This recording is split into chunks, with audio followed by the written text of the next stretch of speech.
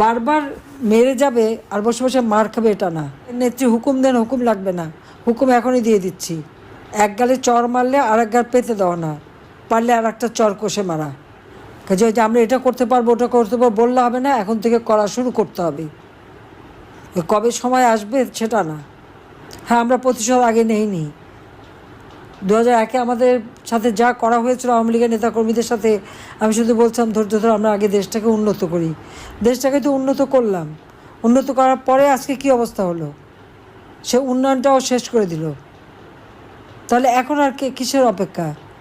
যার যা আছে যে যেভাবে পারবে, যাকে যারা ক্ষতি করেছে তার উপরে যে যেভাবে পারবেন তাদের শিক্ষা দিতে হবে যে বারবার মেরে যাবে আর বসে বসে মার খাবে এটা না।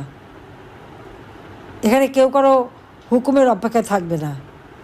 আর দুঃসময় যারা কাজ করবে, যে যেখানে কাজ করবে, কোন নেতা কী হুকুম দেবে সেটা না। যারা দুঃসময় কাজ করছে তারাই নেতা, যে যেখানে কাজ করবে সেই নেতৃত্ব দিয়েই কাজ করবে।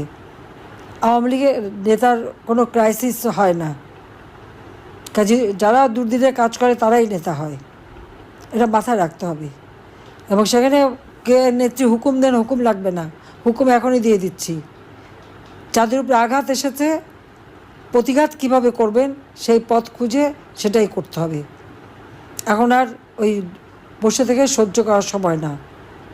এক গালে চর মারলে আর এক গাল পেতে দেওয়া না, পারলে আর একটা চর কষে মারা। সেইভাবেই ঘুরে দাঁড়াতে হবে।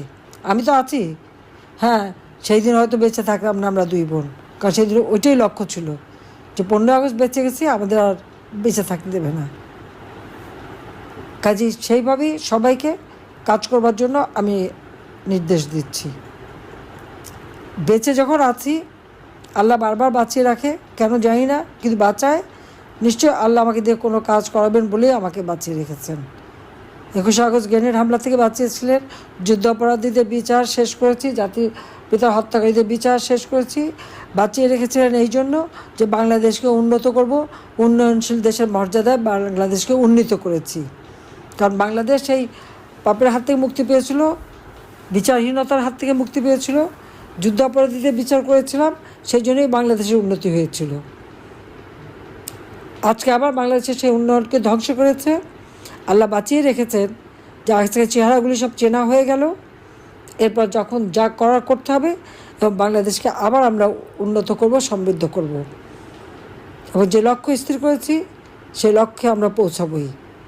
আল্লাহ আমাদের সহায় আছেন, বাংলাদেশের জনগণ আমাদের সহায় আছে। আমি দেশবাসীকে বলবো যে আপনারা ধৈর্য ধরেন এবং যেখানেই অন্যায় দেখবেন সেখানেই প্রতিরোধ গড়ে তুলবেন। সবাই ভালো থাকেন, সুস্থ থাকেন এবং ঐক্যবদ্ধ হয়ে কাজ করেন। কে কী করলো না করলো ওই বিচার করার সময় এখন না। এখন সবাইকে এক হয়ে যার যতটুকু শক্তি আছে তাই দিয়ে প্রতিরোধ গড়ে তুলতে হবে, দেশকে বাঁচাতে হবে, দেশের মানুষকে বাঁচাতে হবে এই দুর্বৃত্ত